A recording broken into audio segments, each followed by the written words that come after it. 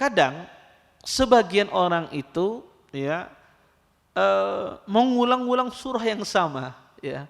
Mungkin ada sebagian orang itu hafal surah Al-Ikhlas saja. Kalau sembahyang rakaat pertama surah Al-Ikhlas, rakaat kedua surah Al-Ikhlas lagi ya. Taib. Apakah boleh seseorang itu mengulang-ulang surah yang sama? Di sini ada dua permasalahan. Pertama, permasalahan seseorang itu mengulang-ulang surah yang sama di satu rakaat, ataukah mengulang-ulang surah yang sama di rakaat yang berbeda. Di rakaat yang berbeda.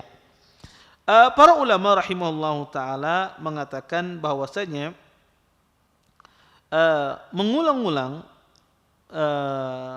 satu rakaat, ya, mengulang-ulang satu rakaat di surah yang sama, ini terjadi khilaf di kalangan para ulama. Saya setelah membaca surah Al-Ikhlas, kemudian saya ulangi lagi surah Al-Ikhlas tersebut. Terjadi khilaf di kalangan para ulama dalam masalah ini. Wallahu ta'ala alam. Para ulama rahimahullahu ta'ala mengatakan bahwasanya perbuatan itu boleh. Dia bukan sunnah, bukan sesuatu yang dianjurkan, dan dia juga bukan sesuatu yang makruh, yang dimakruhkan, dan juga dia nggak sampai pada derajat haram. Tapi dia adalah perbuatan yang boleh. Apa dalilnya Ustadz? Antum mengatakan itu boleh. Apa dalilnya?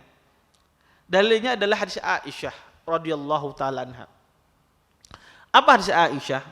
Disebutkan dalam sebuah hadis, kata Aisyah, anna nabiyya sallallahu alaihi wasallam ba'asa rajulan ala sariyatin wa kana yaqra'u li ashabihi fi salatihim fayakhtumu biqul huwallahu ahad falamma raja'u dzakaru dzalik lin nabiyyi sallallahu alaihi wasallam faqala salluhu li ayyi shay'in yasna'u dzalik fasa'aluhu faqala li'annaha sifatur rahman wa ana uhibbu an aqra'a biha faqala an-nabiy sallallahu alaihi wasallam akhbiruhu anna allaha yuhibbuh. Dari Aisyah radhiyallahu taala anha, kata Aisyah, sesungguhnya Nabi sallallahu alaihi wasallam pernah mengutus seorang laki-laki pada sebuah peperangan Sariyah. Ya, jadi laki-laki ini diutus oleh Nabi untuk ikut dalam peperangan.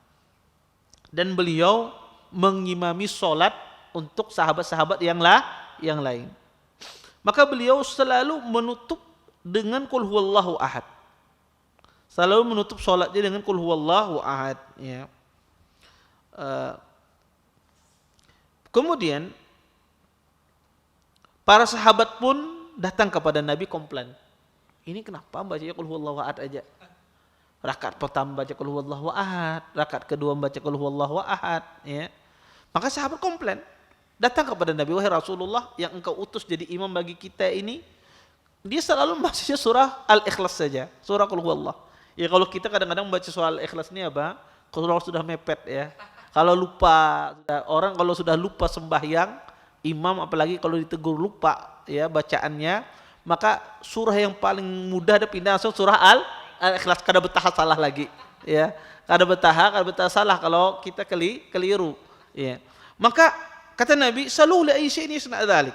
Kata Nabi, tanya dia kenapa dia melakukan demikian. Kemudian para sahabat pun bertanya kepada orang ini. Kemudian orang ini mengatakan li anna sifatur rahman. Sesungguhnya di dalam surah Al-Ikhlas itu ada sifat-sifat Allah, berbicara tentang sifat-sifat Allah, berbicara tentang masalah akidah. Wa ana uhibbu an aqra biha. Dan saya suka, kata sahabat ini, membaca surah aku ketujuh membaca surah ini. Kenapa? Karena di dalam surah ini ada sifat-sifat Allah, berbicara tentang sifat-sifat Allah. Aku ketujuh membacanya. Karena ada sebagian kita itu kadang-kadang ketujuh, ya. Terus ada sebagian orang itu bukan dikatakan surah andalan, bukan surah andalan maksudnya. Dia ketujuh membaca surah itu, nyaman dia membaca surah tersebut, ya. Ada sebagian orang demikian. Kadang-kadang menjadi rutinitas dia setiap sembahyang. Membaca surah inna atainakal kautsar, surah qul huwallahu ahad. Kadang-kadang bukan karena pendeknya, tapi dia merasa nyaman dengan apa? Surah tersebut, ya. Maka kata sahabat ini, saya senang wahai Rasulullah membacanya. Kemudian kata Nabi sallallahu alaihi wasallam, akhbiru annallaha yuhibbu. Kata Nabi, beritakan kepada dia, sesungguhnya Allah Subhanahu wa taala menyukainya. Ia mencintainya. Nah, hadis ini jadi kendali oleh para ulama. Pertama, boleh surah yang pertama, satu surah itu, surah Al-Ikhlas misalnya, kita baca di rakaat pertama, kita baca lagi di rakaat kedua. Para ulama berdalil dengan hadis ini, boleh surah yang sama dibaca berulang-ulang. Dan juga sebagian ulama berdalil dengan hadis ini, boleh surah yang sama dibaca berulang-ulang lebih dari satu kali, 2 kali, 3 kali. Tetapi sekali lagi saya katakan, perbuatan ini bukan sunnah, tapi perbuatan ini boleh. Jadi kalau ibu-ibu misalnya membaca surah Al-Ikhlas di dalam setiap rakaatnya, itu boleh apa tidak? Boleh. Apakah itu sunnah? Bukan. Bukan itu sunnah, tapi diperbolehkan. Ya, semacam itu. Atau seseorang mengulang-ulang membaca surah setelah Al-Fatihah, maka itu juga diperbolehkan. Terima kasih. Jazakumullah khairan wa barakallahu fikum. Video ini dibuat atas partisipasi dari donasi Anda. Semoga menjadi amal jariah bagi Anda semuanya.